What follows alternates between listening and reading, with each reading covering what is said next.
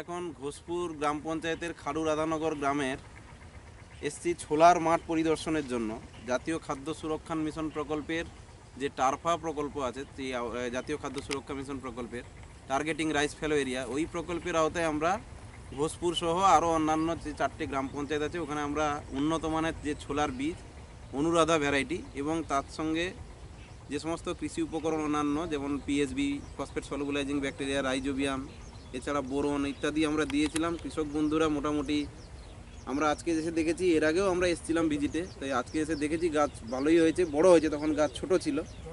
মোটামুটি ওনারা যত্ন সহকারে চাষ করেছেন, ভয়ও পেয়েছেন ওনারা, যেটা শুনলেন আপনারা যে ওরা এই ছোলা চাষ তো এখানে গতানুগতিকভাবে হয় না আমাদের এই এলাকাগুলোতে পাঁশকুড়ার, কিন্তু এখানে আমরা প্রথম শুরু করছি। যে জমিগুলোতে আমাদের আমন ধান চাষের পরে মাঠ ফাঁকা পড়ে থাকে, অন্য কোনো ফসল চাষ হয় না জলের অভাবে, সেখানে এই ধরনের মুসুরি, ছোলা এবং অন্যান্য যে সর্ষের বীজ, তৈলবীজ, সেগুলো যাতে চাষ করে আমরা এই পতিত জমিগুলোতে আমরা আরও উৎপাদন বাড়াতে পারি এই সমস্ত ফসলগুলো, সেইটাকে মাথায় রেখে আমরা এই বছর এই প্রকল্পের আওতায়, টারফা প্রকল্পের আওতায় 2020-21 অর্থবর্ষে আমরা এই ছোলার কৃষক বন্ধুদের দিয়েছিলাম, ওনারা করেছেন। কিন্তু যেখানে আমরা দেখছি যে ফলন আমাদের আশা করি ভালো হবে।